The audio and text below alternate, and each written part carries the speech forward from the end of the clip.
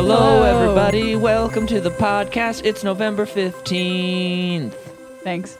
Hey, it's Micah. It's Jordan. And we are, I believe we are smack dab in the middle of Marvel Phase 3 with one of the best movies of the franchise, Black Panther. Hot take. 2018.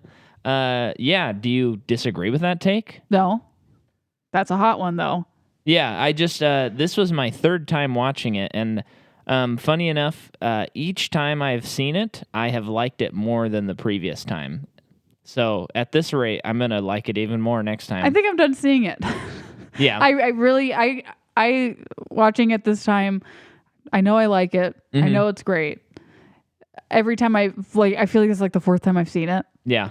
And I was expecting to be pretty bored just because I've seen it 3 times. Yeah. I actually was more interested in it than usual. Yeah. Even though I was drawing while I was doing it. So that was surprising. Mm-hmm. But I think I've tapped out. Yeah. On it. I've got what I got from it. Yeah. And it's great. I watched it earlier this year and like way earlier, and I thought that this time, kind of like Thor, like I rewatched Thor Ragnarok and Black Panther probably in March, and I was not really looking forward to rewatching either of them because it just had been kind of recently since I'd seen them, you know? And this one I was expecting to maybe just be a little looser, and maybe if I needed to work on something else, I would. And I wound up just kind of sitting there watching the whole movie and just being pretty glued to my seat. This is one of the ones where I get most emotional watching it. Yeah. Out of all of them. And that's including Guardians too. Mm-hmm. This one's Infinity War. Yeah. What about Endgame? Do you get emotional in and Endgame? Endgame. Yeah. Yeah. But this one's up there with those. I would say that this is the best of Phase 3, but then you got to go, there's Guardians 2, there's Infinity War, Endgame, and Spider-Man Homecoming. So it's probably maybe not the best of Phase 3, but it's close, and it's up there. It's high. This is a movie directed by Ryan Coogler. So he's this guy who made a movie starring Michael B. Jordan called Fruitvale Station. Have you seen it? I have not seen it. I would like to see it, though. Makes this nice indie hit, and then he writes and directs Creed, which is like the reboot of the Rocky series, and that movie's unbelievable, and it's like just as good as the original Rocky, which is just kind of Thompson in it? Has Tessa Thompson, from Valkyrie, Thor Ragnarok. Yeah, and it's just kind of wild because he does this independent movie, and you're thinking he's going to be an indie guy. Then he does this huge studio movie, nails it, kicks it out of the park. It jumpstarts a franchise, and then years later they're going to come out with Creed 2, which is also very good. And then they're like, okay, here's another franchise. Can you handle this? And he destroys this one. I mean, knocks it way out of the park. I have a pretty big issue with Creed. What's your issue with Creed? So I half watched it when you watched it that one time with Andrew. Mm-hmm. And maybe I don't understand boxing. I don't understand boxing. Yeah. But I really didn't understand that the guy he was fighting was, as soon as the fight was over, was going to go to prison. And his whole like reason for doing the fight was to make money for his family. And I'm thinking, I don't think that was happening. That was the impression that I got, was that he was like going to prison for He was going to prison, but he wasn't like immediately after the fight. They're like, all right, sir, this way. But you know what I mean. He was on trial. He was 100% going to prison. Yeah, well, I think he was on trial. He was going to prison. They made it pretty clear. All right. I half watched this movie. I think it makes sense if you watch the movie, because I like half watching it. I don't think it breaks down. Maybe next time I'll watch the other half, as you're saying. And that's a good way to get me in a bad mood. Yeesh. Because I love that movie. Just trying to ruffle your feathers.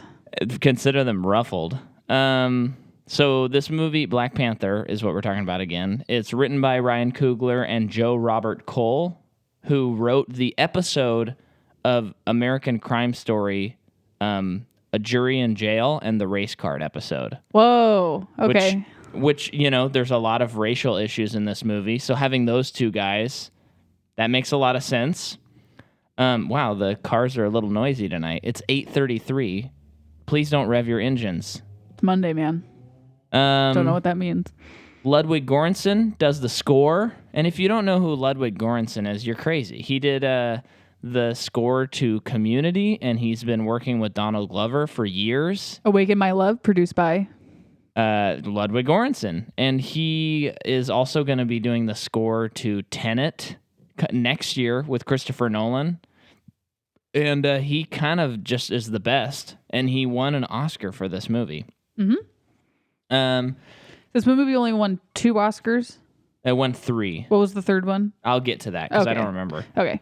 Cinematography, we got Rachel Morrison, who also did Fruitvale Station, Dope, and Mudbound. We got Ruth E. Carter, costume design, who won an Oscar for that, and she has been up for it several times. I should look that up because can you refresh what she said at the? So she won the Oscar, and she gets up there for her acceptance speech, and the first thing she says is "finally."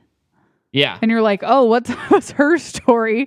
I don't know what the deal is, and then I think that she's been nominated a lot. Yeah, so she was nominated for Steven Spielberg's Amistad. That's right. And she was also nominated for Spike Lee's Malcolm X. So, yeah, that is like over a long period of time, like getting like almost every couple years. Oh, you know what? Okay, I'm sorry, I cut you off, but she might have also been referencing to this. Ruthie Carter becomes the first African American to win the Academy Award for Best Costume Design. Probably more that than the other thing. Probably more that but than the other thing. But also a little bit of both too, because the other times means that she was close. Right. Although in the Amistad movie, this is probably a makeup thing. It's not a wardrobe thing. Uh-huh. But remember in Amistad, starring Matthew McConaughey. Yeah, his hair. His sideburn is flapping in the wind. Yes. When they win the case and everyone's cheering. And it's like, oh, he doesn't have facial hair on the right side of his face because it's flapping off. Well, that would be makeup and hairstyle. It would be makeup and hair. So she's in the clear. She's in the clear. That's why it didn't win that. But the movie also won Best Achievement in Production Design, where Hannah Beachler becomes the first African American to be nominated and to win Best Production Design. Wow. So Hannah Beachler and Jay Hart won. So kind of a big milestone movie. Oscar nominated for Best Original Song, All of the Stars by Kendrick Lamar, Anthony Tiffith, and SZA. Oscar nominee for Best Motion Picture. Oscar nominee for Best Achievement in Sound, Editing, and also sound mixing. Has a Marvel movie been nominated for this many awards? No. Yeah, I don't think so. I don't think any of them. This is the first one that's been nominated for Best Picture. Cool. I think it makes. I'm glad it's this one. Yeah, it totally makes sense, and I think they earned it. I know you could maybe argue it's still a superhero movie, but I think this one transcends the genre. Like, that's what I was thinking about when we were watching it. I don't know. It's not a superhero movie. Yeah. You know? It's more of like this big king epic. It has the Marvel label on it, but it's not a superhero movie. Yeah. I'm also kind of like tired of like reducing these movies to that, because I just feel like at a certain point, you have to just be like, yeah, I guess game recognized game. You guys are good, and you are able to like make these pretty like you can look at certain endings of movies or certain things and go, oh, that's the Marvel thing to do. Yeah, of course. Yeah, but like you watch this movie, and it's very different from any of the other movies. Like very, very different. Yeah, the story, the acting even is like pretty out of place for a lot of it. And it still kind of looks similar, but I don't know. It's just kind of annoying when it's like, oh, I don't see Marvel movies. Like, well, okay. I don't know. I don't know if there's a discussion to be had there. Totally, yeah. You know? So distributed by Walt Disney, production company Marvel, of course, produced by the one and only Kevin Feige. We got a budget of $200 million. And this is wild, Jordan. I don't think that you know this. So most of the time in movies, especially these blockbuster movies, it makes way more foreign, because that includes all the countries, and then if you include China's a big country, the Chinese market and stuff like that. So I'm gonna throw a number at you. So the movie made worldwide, so all all things considered, every country, including the U.S., it makes $1,346,913,161. But here's what's insane. The movie made domestically $700,559,566. So obviously, like, the cultural significance, and I remember reading articles and stuff, and I don't think I'm misplaced in saying that, like, the Black community and the African American community came out in droves to the theaters, and I think that's great. And they had like screenings like just for Black people. Well, that's the cool thing like when you do think about it as a superhero movie. One of the currently the most popular franchise in our lifetime. And at this point, who knows when it's going to go away? Like it's our Western. So finally, they made the superhero movie for Black people, and you know what I mean? Yeah, no, you're right. It is like, I don't think, even though we're two white people, I don't think we're wrong in making that statement, because that is just a fact. Yeah, well, it's like, it is one of those things where it's like, how come it took this long to? And I know that you'll probably get into it. They've been trying to make a Black Panther movie for a really long time. Yeah. So I know that this movie isn't like suddenly a movie, but like why did it take this long? I know. Well, that's the funny thing, because then you flash forward 1 year, Captain Marvel comes out, it makes over $1 billion. So it's like, why did it take this long to make a movie with the girl as the lead? And then you flash forward 1 or 2 years from that, and they're gonna have the first Asian-led movie with Shang-Chi. Like, why? Why is it taking this long? And it took forever, but I heard that movie will make probably like $1.5 billion. If you think about that one too, because they're going to get the Asian market. That's what I'm saying. Like, because most of worldwide stats that you get, I think, are from China. Yeah. So it's just like, why did that one take so long? Yeah. So it's, I don't. Yeah. Well, and there might be a little element of like, well, no. Why did it take so long? And we sit here, and here's the answer. And the cool thing is, though, is now Kevin Feige and Marvel, I mean, I don't know if they were being held back or anything crazy like that, but they're like, okay, cool, Black Widow, we're making that. Okay, cool, Shang-Chi, we're making that. Of course, we're making a Black Panther 2, a Captain Marvel 2, and I'm sure they're going to have a bunch of other more diverse movies. It also just makes it more interesting. Yeah. Nobody wants to see 23 movies that only star white people, frankly. Okay? I don't. So here's the other thing. Here we go. 1992, the one and only Blade himself, Wesley Snipes, announces he's making a Black Panther movie. 1992. It's in development by May 1994. And then flash forward to September 2005, Avi Arad says they are making it. In 2006, Snipes hopes to have a director. And then in 2010, Snipe goes to jail for failing to file tax return and is sitting in jail until April 2013. Wait, how long was he in prison for? 3 years. Oh. And then Ava DuVernay, do you remember her? She's the one who did A Wrinkle in Time. And okay, yeah. She also did something Selma. better than that. Yeah, she did Selma. Yeah. She was in talks to direct the movie. I think that was during the like when Marvel was like, we're doing it. So Coogler wanted to bring in his collaborators to make it look and feel different than other MCU movies. Do you think he achieved that goal? Like having the same cinematographer? Yeah. Same. I think I haven't seen it. This is the only movie of his that I've technically seen, right? Yeah. So I don't know. He only has 3 movies. I mean, sure, he achieved. Well, I don't know. I think that. Well, from the standpoint of you've seen all the Marvel movies, I think it looks like a Marvel movie. Okay. I think that the scene, the casino scene. I think the scene that when he's fighting for his right to be king. Yeah. Both times is very different. Mm-hmm. I think that the set designs are way different and way cooler than being at S.H.I.E.L.D. or something like that. And which would be like so confusing if it wasn't amazing. Right.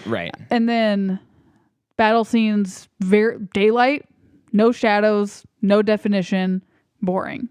But we'll get to that. This one though, I don't mind the daylight as much in this movie because there's the rest of the movie, like most of it is not in day. It's like the end is in day, which I mean a lot of it is in day. Like anytime they're outside in Wakanda, it's daytime.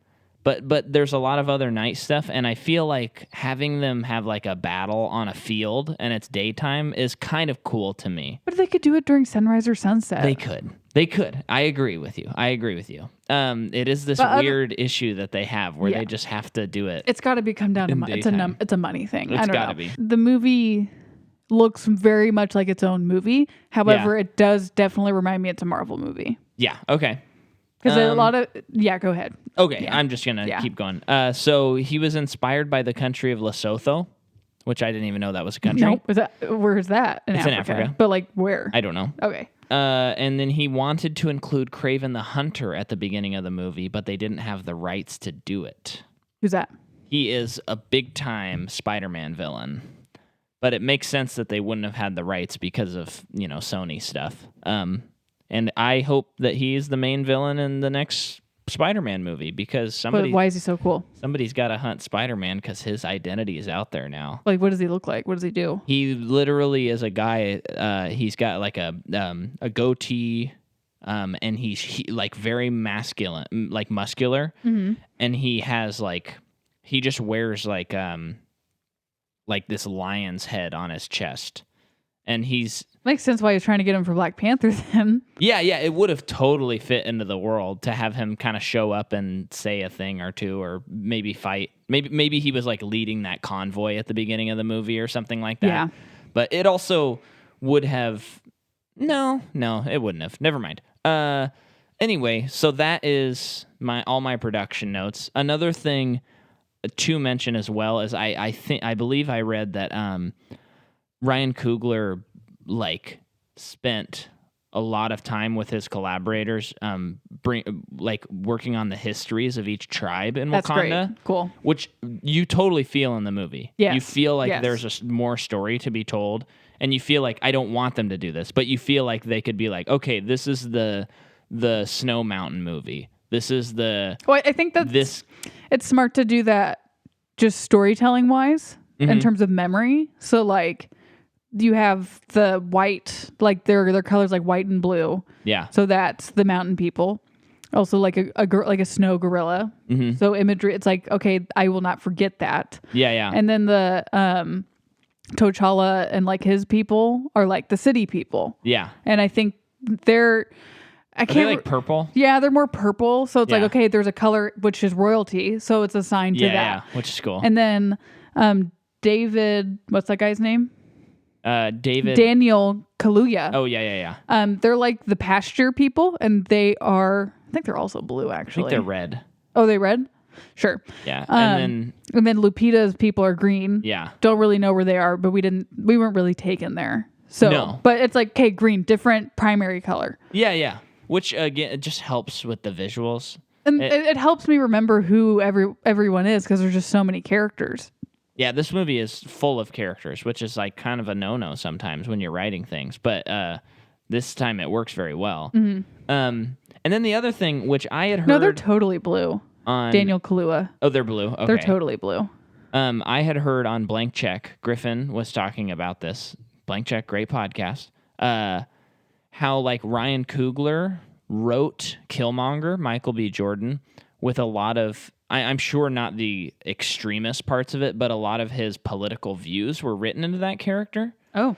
So he had so much sympathy for that character, which really makes for a well-rounded villain because he really isn't just a villain. I wouldn't even really consider him a villain. He just is doing what he believes he should be doing. And since the director has such sympathy for that, it's never at the expense of his ideology or anything. It's not like you're doing the Nazis where you're just kind of like, oh, well, they're bad, of course. I don't need to explain that. Well, I think that even too, you can some people can argue he's just angry and he's just trying to get even. Mm-hmm. But you could also look at it as it's righteous anger.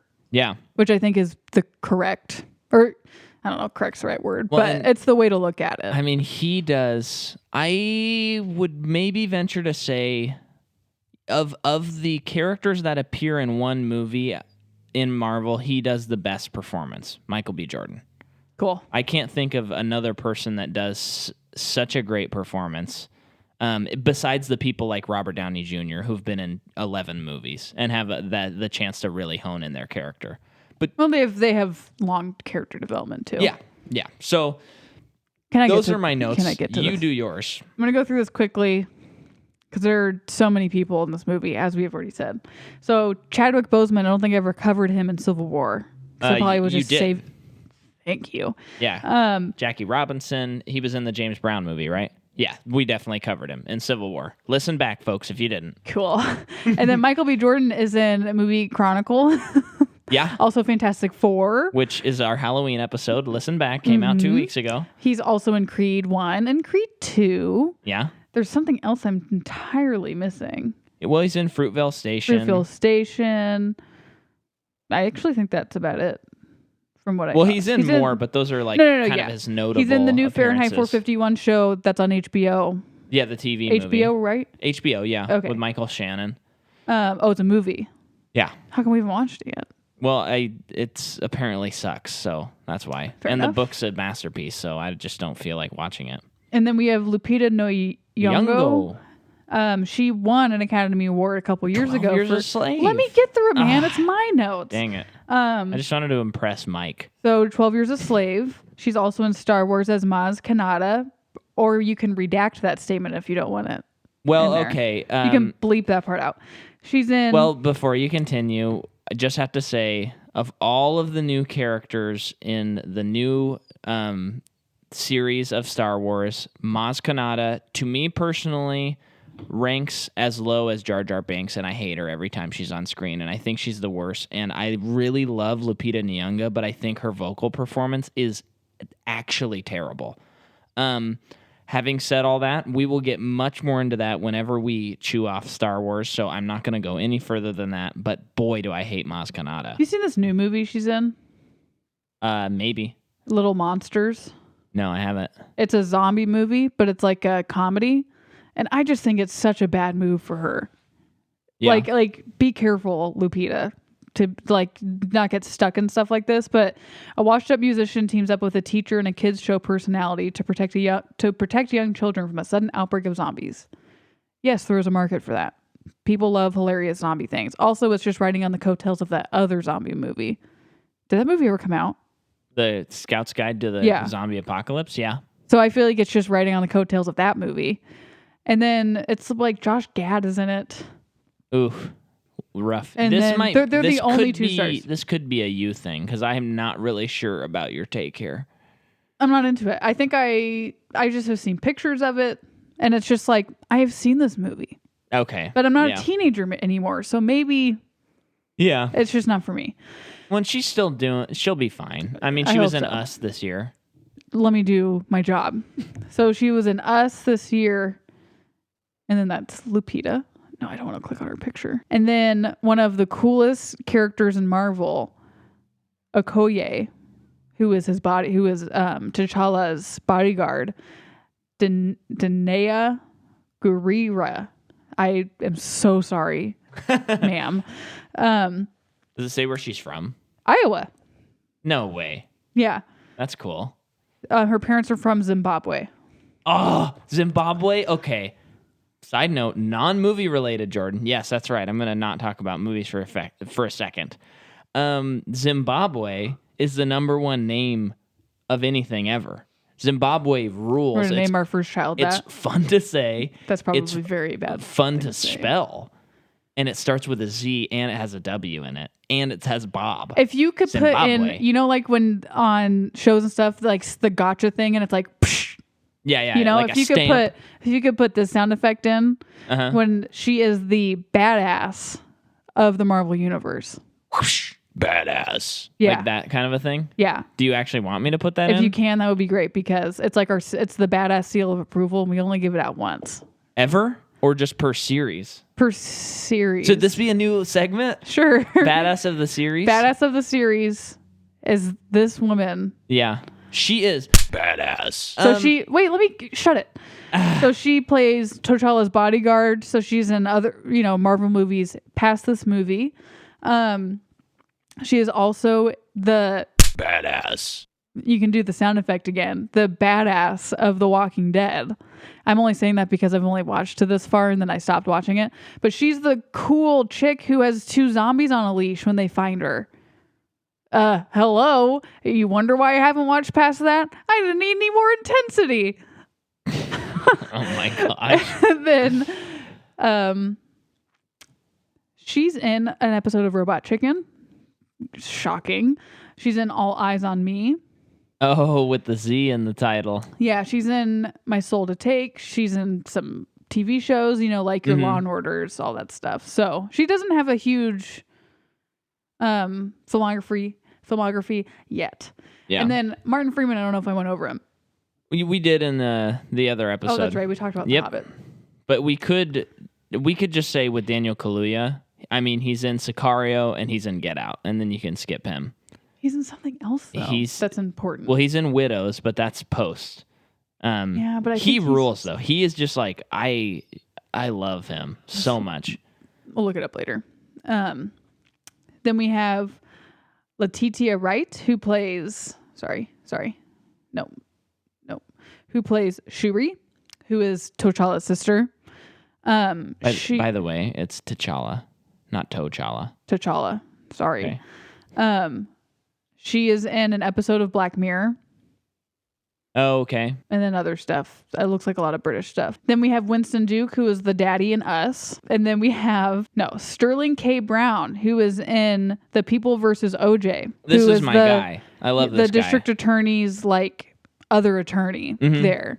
And he gives such a wonderful performance. He's also a main person in the show This Is Us. He only has 2 scenes in this movie, and he just shines like a dang diamond. Yeah, he's so good. And Angela Bassett's in this movie, too. She's huge. Micah. She's huge. Yeah, fine. She's in it. Well, I just thought that would have been earlier, because I thought she would have been a higher billing. She's in Olympus Has Fallen. Then we have Forrest. You know what else she's in, though? No. She was in a movie that came out last year. Can you just say it? One of our favorites, Mission Impossible Fallout, baby. Oh, yeah, she's great in that. Then we have Forrest Whitaker, who is in Rogue One. Uh-huh. And, I mean, it's Forrest Whitaker, people. Applause. And then Andy Serkis is in it. I think we've covered him. If you haven't seen Lord of the Rings, I don't know why you're here. We've covered him. That's about it. Okay. So let's hop into the movie. So the movie does a very smart thing. It starts off with a fantasy sequence made out of vibranium. Is it vibranium? Yes, vibranium. And they describe how this vibranium asteroid came down to Earth, and these people with the power of this herb were able to become... There were 5 tribes. Oh, 5 One tribes. tribe found it, or was led to it by a spiritual being personified as a panther. Yeah. And they ingested it, and they got the powers of the panther thing. And then all of the other tribes besides one decided to follow this tribe. Yeah, and that it's inferred. I mean, that's the tribe that's up in the mountains, right? No, that's absolutely what the tribe is. Yeah. Okay. Yeah. Okay, it's not inferred. Sure. I think they're pretty clear about it. Okay. I think they say it. Okay. At some point. And then you hear like it's a voiceover of father and son. Obviously, it's T'Challa and his dad. You know that right off the bat. You can just tell. And so they're doing this. It's showing like slaves being taken away from Africa. And I was talking with Jordan when we were watching it, and I'm like, I am still kind of shocked that Kevin Feige and Disney were like, yeah, put all this politics in it. Sure. Okay. Because this movie's so political, and it I don't think it would step on many people's toes except for maybe racists, but it's still like bringing some pretty dense subject matter to what are quote kid movies. And so it's kind of surprising that like right off the bat they're like, oh yeah, slaves, and then later like Michael B. Jordan's gonna be like, my ancestors like died in the ocean because they'd rather die than be in chains and stuff like that. And you're like, that's kind of wild that you allowed this in this movie. I think it's great, quote kids movie. That's why it's so good. Yeah.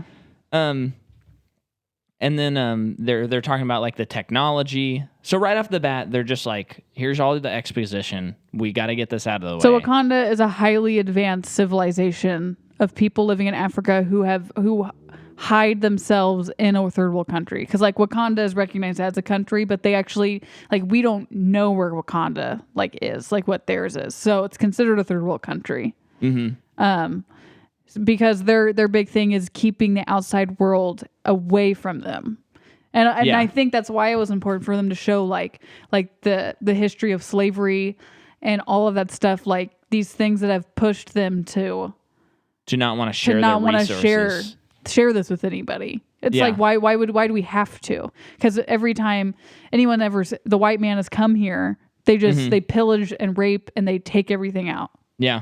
So and then you hear the little boy say, "Do we still hide, Papa?" And he says, "Yes." And then he says, "Why?" And then it cuts to 1992 in Oakland. And that's cool because that's kind of the thesis of the movie is like, why are they still hiding?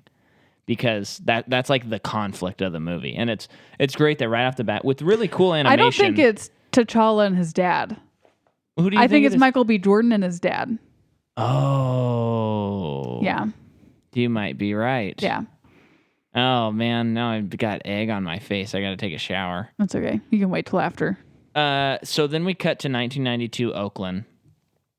And this is when we find Michael B. Jordan's dad is like planning to do stuff with this vibranium.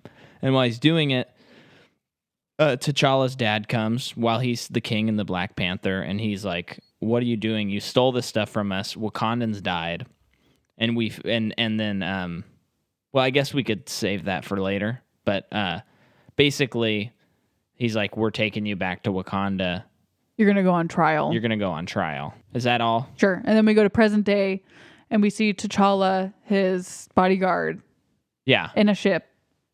And then you see that they're tracking some like a warrior. Like refugees kind of thing. Kidnapped by people. Yeah. And Black Panther goes and saves them. Lupita's with them.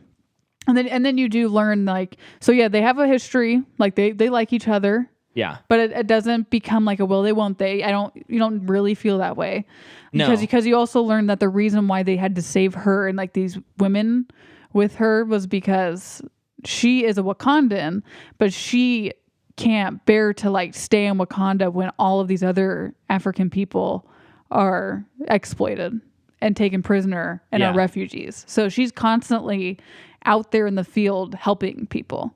And she's more on the side like so the old Wakanda and T'Challa are like, we need to like protect ourselves. She's more on the side of like, we should help and aid other people. And then Michael B. Jordan's on the side of like, we should conquest. But they are all kind of arguing about the same thing. Yeah. So the movie is about if Wakanda will help people or not. Like if they should or not. That's what the movie's about. And so here's one thing. The action sequences in the movie, some of them are pretty cool. Black Panther's movements are very fluid. Uh-huh. Do you think that is a choice that they made to make his movements fluid, or do you think it's an effects? Would you consider it cat-like?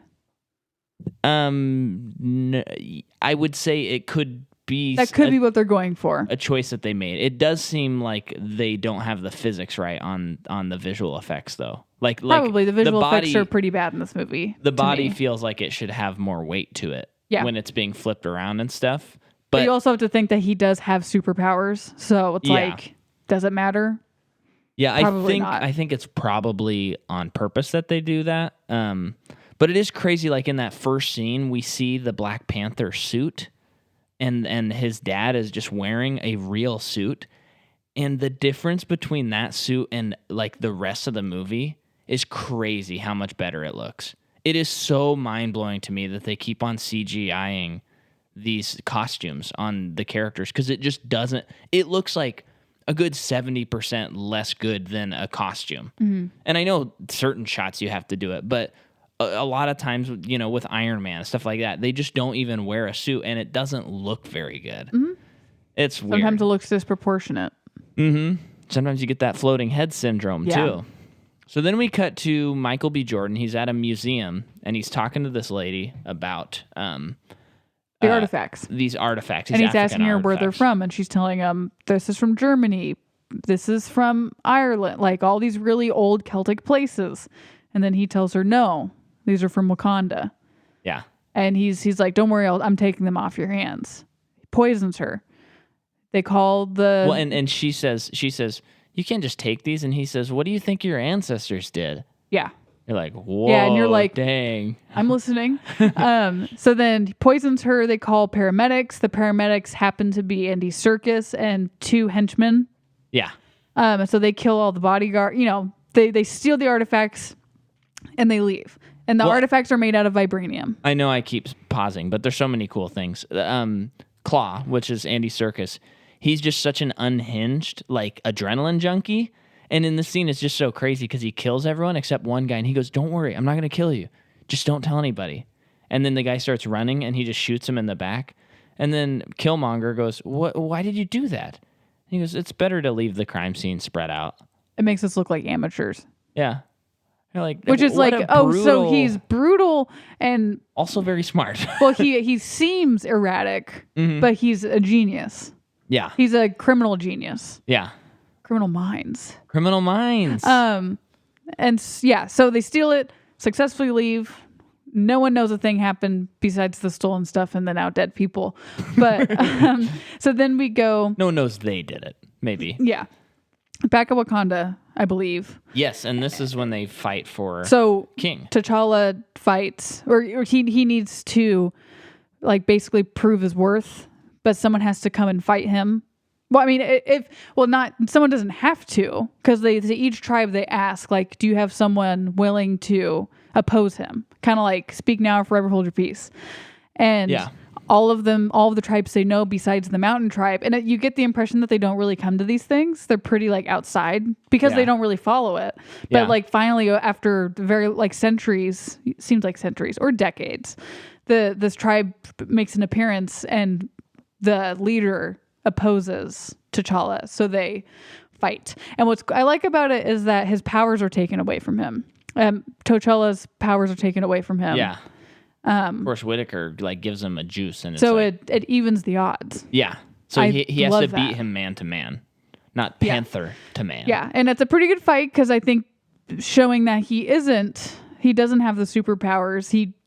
It's a very hard fight to win, but he wins, guys. He becomes the king worthy. So then that ceremony happens, like a ritual to, like, fully make him king, like an inauguration, but also, like, fully Black Panther. Yeah, and he has this dream sequence where he gets to talk to his dad again. And I don't think it's a dream. Or, yeah, I guess it's not a dream. It's just, that's what but it's cool because the set is really cool. I really like the sand that he's buried in. Yeah. And I like it, too, because he's being buried. That's, like, very morbid. Yeah. But it's like, it reflects, it's a visual representation of him meeting his ancestors, because his ancestors are probably buried. So it's meeting them in that common ground. And then I like that he's surrounded by a garden of the plant. Yeah. Yeah. And in the sequence, him and his dad it's a pretty nice moment. Really great score by Ludwig. I mean, it, like, does this great melody that just hits cool sunset, hard. Man. Cool, like, purple sunset. Yep. And then this part I like the CGI Panthers. I think they look really cool because I like how they look dreamlike. Yeah, they have very glowy purple eyes and stuff. And then they find out that Ulysses Claw is trying to sell that artifact that they stole earlier. And then not only that, they have a history with him because he was part of the group that stole the vibranium. That is an Age of Ultron. The guy from People vs. O.J. Simpson was trying to move at the beginning of this movie. Which is also an Age of Ultron. Yes, but that would have been after. Yeah, but they mentioned vibranium in that movie. Yeah. In his scene. Yeah. So. And in that, he basically did like a terrorist attack in Wakanda. So they didn't. So they say either kill him or bring him back. Yeah. So they hit T'Challa, his bodyguard, and Lupita go to South Korea, where it is said that he will be. So they go to a casino. A very cool scene, very cool set design. And it's just a box, basically. Like, it's probably a very simple set design. Oh, yeah. But it looks very good. Yeah. One of the coolest fight sequences in the entire series at this moment. This is also when Martin Freeman's character is introduced and you find out he's a CIA agent. which I thought he was always SHIELD. So it's like, cool, a different branch of government finally that like has some clout in this like current climate.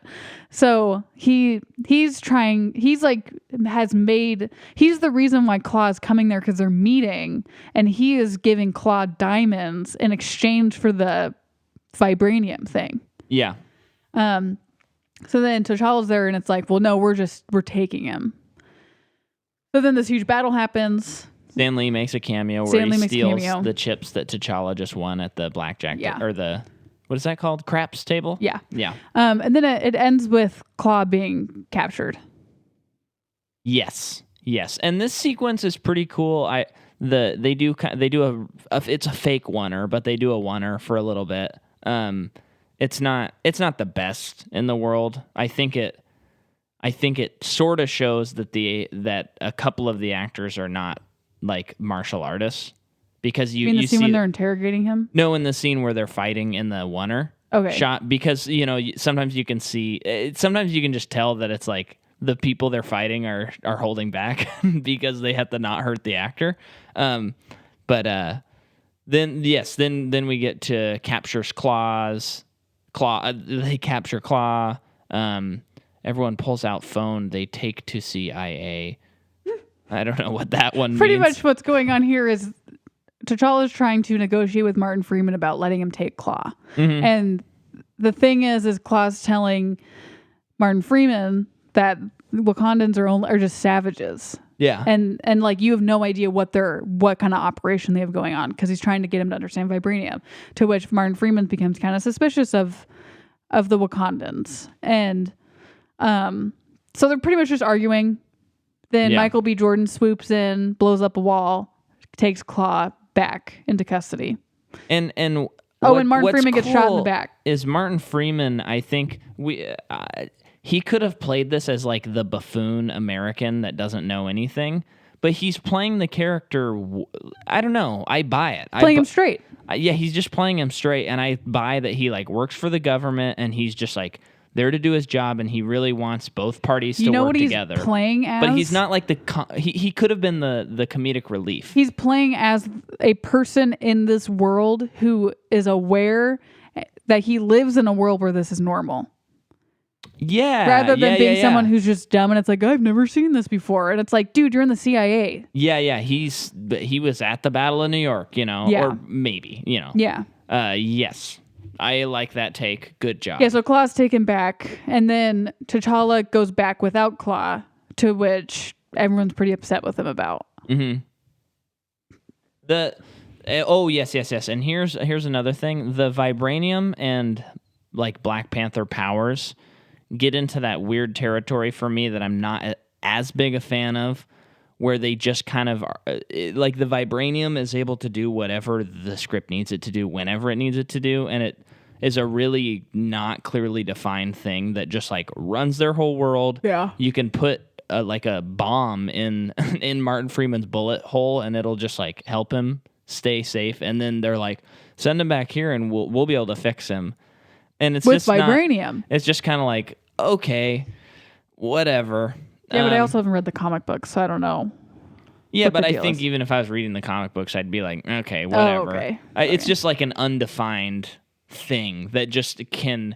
It's a deus ex machina that they can invoke at any point in the story. Just like Iron Man, he's able to just like do anything with his suit, and you're just like, okay, I guess now you can... You're like, this isn't why I watch the movies. Yeah, it's kind of odd, but... So then Michael B. Jordan kills Claw and his girlfriend, because Claw has his girlfriend at gunpoint, and you see now that he's willing to do whatever it takes to get to the throne. When he proves that he's a Wakandan. Because Claw's telling him, he's like, you don't understand, you don't want to go there, there's just a bunch of savages there. Then he shows him his tattoo, and you see like, oh, this is personal. Yeah. This isn't him just wanting a score. Yeah. So I like that. I like how it doesn't show him showing up to Wakanda. It just shows him walking up to one of the tribes with Claw. Oh, so we don't know how he got there. I don't care how he got there. I think it's actually throws more down the body bag. It's more sinister that he is there. I think that's super cool. And so it's smart. And of course who knows, but I'm assuming he doesn't know this, but to give the body to Daniel Kaluuya, because he's the one who wanted it probably more than anyone. Mm-hmm. So giving it to him was like, okay, you got that guy's undying respect. Yeah. And it plays into later when he sides with him. That's what I mean. Over T'Challa. Yeah. I love that. So quickly he is like, Michael B. Jordan's taken to basically like the council. Mm-hmm. And this is kind of like when he's making his case, proving that he is a Wakandan, but it's also like, how are you a Wakandan? This is impossible because you're not from here. Yeah, you have this tattoo. What does this mean? And he's basically like telling him what he's going to do, which I like that too about bad guy moments when he's basically saying everything that he's going to do, but he's still like handcuffed. Mm-hmm. And, he's like, the chains aren't going to hold me back. I'm still going to do it. I think that T'Challa's mom's reaction to all of this is like such great acting because she's just like, no, you're not one of us, but she's way more hysterical than that. Like in a very, very believable way. And it's like, she's shocked. That's cool. And then is that right after when T'Challa's like back with Forrest Whitaker and he's I think so. Told what happens. Yeah. So what happens is Michael B. Jordan's dad is, what's that guy's name? Oh, he's the guy from American Crime Story. Sure. That's his dad. Not a big shocker. But you do, more importantly than that, you find out that T'Challa's dad killed him on that night. And like he consciously did not take his son with him. Consciously. Just left this boy here, fatherless, to just like grow up in the system. Well, and what was because we find out that Forrest Whitaker was the Wakandan sleeper cell that turned in Michael B. Jordan's dad, but he was going to die in that scene. Remember? Because that's why. Mm-hmm. Well, I think that the American Crime Story guy was going to kill him. Because remember, he pulled a gun out.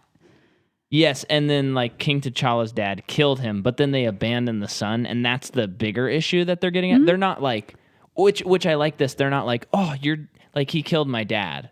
I mean, he is upset about that, but like he's consciously more like, said no to a Wakandan. Yeah, he's like, you abandon a Wakandan, you abandon your own because you wanted to like save face and pretend like this whole thing never happened, and that is wrong. And then what we discussed later in the movie, which I'm gonna jump ahead, then we'll jump back. But when T'Challa gets his powers back and he has one more sequence where he's able to see his dad, he comes to grips with like, why did you do this?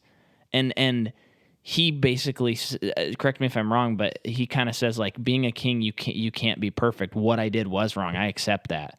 Like I should have done, if I could do it differently, I would have. I messed up. And you're going to mess up too. Well, what's cool about it too is at that moment, because he's near death, T'Challa, and his dad's like, it is time for you to like be with us for eternity. It's your time. And he's like proud of his son. And like, it seems like there is a pride to him, even though under sad circumstances. But T'Challa's like, no, I have to fix what you did because what you did is wrong. Yeah. And I'm going to fix it. And it's like, it's not only is he going to like fix his dad's problem, he is taking on his dad's problem. He's taking on like the bad thing that his dad did and righting it. Yeah. And doing the right thing, which when we were watching it led me back to, we see this character in T'Challa in Civil War when, to him, Bucky is the reason why his dad died. And originally, like right after that happened, he's like, I am killing that person. Nothing's going to stop me. Yeah. And when he is faced with the ability to finally kill, because he's kind of like in Civil War, like riding on the coattails of all these, of like Captain America and Iron Man, and like learning all this information right behind them. Because first it's Bucky, and then it's like, okay, no, it's not Bucky, it's this guy. This is the guy who did set the bomb, which was Daniel Bruhl. Yeah. And when he had that moment where he was talking to Daniel Bruhl, Daniel Bruhl was going to kill himself, remember? And he stopped it. Because originally he was going to kill him, T'Challa. Yeah. But then he realized, he had such a great line, I forget what it was, but it's like, I'm deciding not to take a life for another, but to basically like save a life for the death of someone else, which he's talking to his dad. So you see that character already, and then we see it in this movie again. So it's like this in this movie, it's still character development. Yeah, still is. But it's like, if anything, he is acting upon what his father has always taught him. Yeah. Even though his father failed to do it. Mm-hmm. Which is made, in a way, like, has made him better than his dad. Which is what his dad would want. Yeah. So like him saying no to death right now to finish what his dad did. It's just like finishing that thing. Yeah. But what I wanted to say was that this was the problem I had with Thor Ragnarok was how there's a big reveal that his father is not who he says he was, and that that Odin and Hela were off like conquering as vicious as any tyrant. And Thor and Loki are just like, oh yeah, okay, whatever. That's weird. We have a sister. Whatever. Okay, let's get rid of her. And in this movie, there's like actual emotional consequences to T'Challa finding out that his dad is not the perfect king that he thought he was. And he has to come to grips with that. And this is like the good version of that story. It's like, he looked at his dad as if he was a god. Uh-huh. And then that part of this movie is him realizing that he's not. Like, he's a man. And what's crazy is in Thor was such a missed opportunity because his dad is a god. Yeah. He's not like a perfect god. He's more like a Greek mythology or Celtic mythology. But like, he's a god and he did terrible things and they don't even scratch the surface of it. And he's a god. And this movie, he's just a king of a nation. And that's like what the whole thing's about. Yeah. It's crazy. Yeah. So, yeah. Michael B. Jordan challenges him. He defeats him, and he takes the throne. There's a crazy cool 180 shot where it starts upside down and slowly turns as he gets on the throne, which obviously symbolizes the upside down kingdom that it's now happening. And then, like, the sympathizers of T'Challa have to leave and get out before it's too late. Which is pretty much just his sister, his mom, and Lupita, and Martin Freeman. That's about it. Even his bodyguard, she remains with the king because she's loyal to the she's got that great scene where she's like, I'm loyal to whoever sits on the throne. And you're like, yeah, I get it. Mm-hmm. I get it. And that's just when you're like, this movie is just kicking it out of the park. I love it. Mm-hmm. So we're cruising along. They plead to basically Michael B. Jordan is like, destroy all the plants. I'm going to be the last Black Panther. And he has a sequence where he talks to his dead father. And he discusses, how like the Wakandan sunsets are beautiful. And it's this beautiful place that abandoned me and stuff. So he's reconciling with those differences.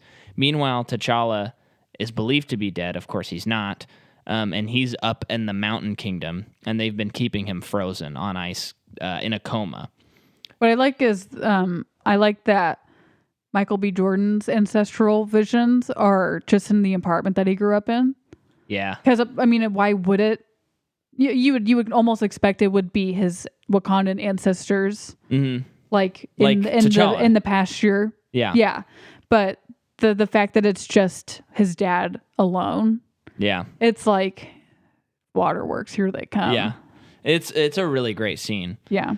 So then the women of Wakanda basically plead with the Mountain King, and he concedes, gives them, and he'll later help them later. The classic, we're not going to help you, but we'll come in the middle of the battle when you guys are down and out. Then we have the big final battle.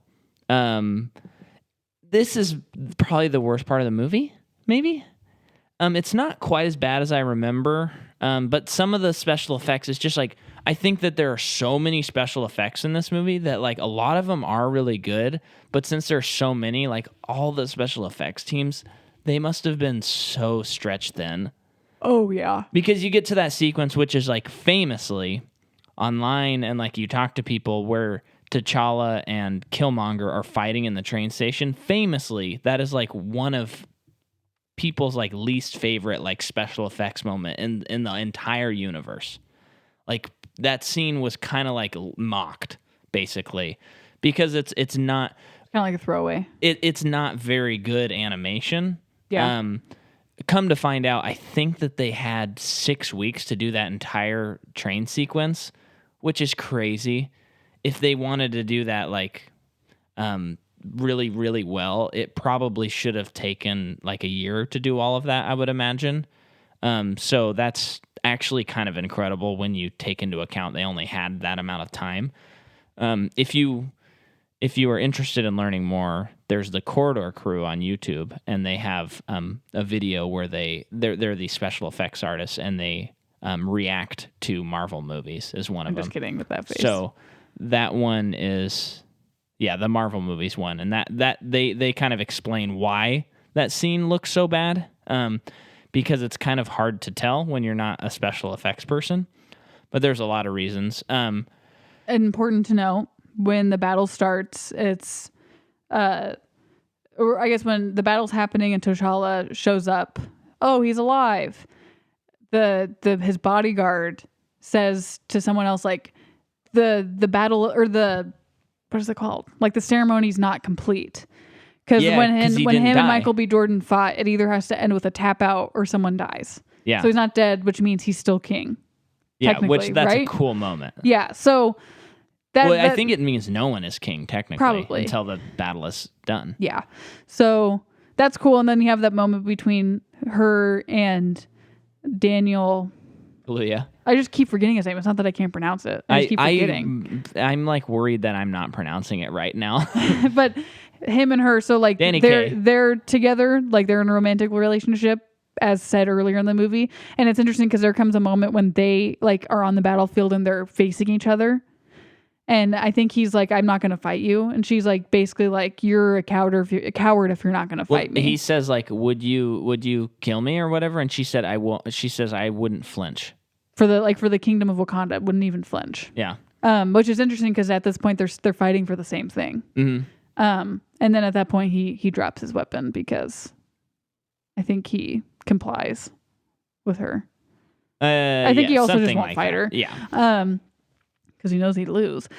Yeah, she does roll. Yeah, so then Michael B. Jordan and T'Challa are, I'll just say Chadwick Boseman, because they have their final fight sequence in the train station. Michael B. Jordan gets stabbed. Yeah. Fatal wound.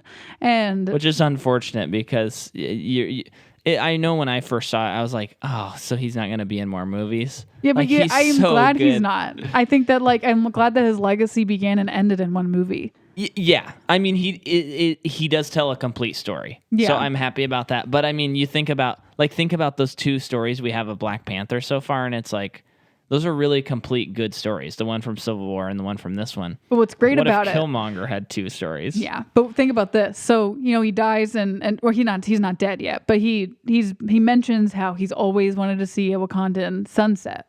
Yeah, or his dad's always talked about it. So T'Challa takes him to this cliff where the sunset's happening, and he's taking it in for the first time and the last time. Yeah, and you're crying, but he says, oh, no. T'Challa says, like, we could probably save you. Yeah. And then he says, what, to just be in a prison? So it's like, there again. I wrote this one down. Well, but there again, he can't be in another movie. Because that's all he would be. Oh, that's what you're making. They would heal him and then he would go to prison. I mean, how would he not be in prison for the rest of his life? Yeah. Because he overthrew a kingdom, like some people would look at it as, what is it called? Just like a riot, a revolution, you know? So. Well, I will just say, for my own stupidity, you're right. Like, it tells a complete story. It works, and I don't have any problems with it. I know what you're saying. It would be lovely if he could have stuck around. Maybe he is a son somewhere. Maybe. And it looks exactly like him, and he's able to play the character. So...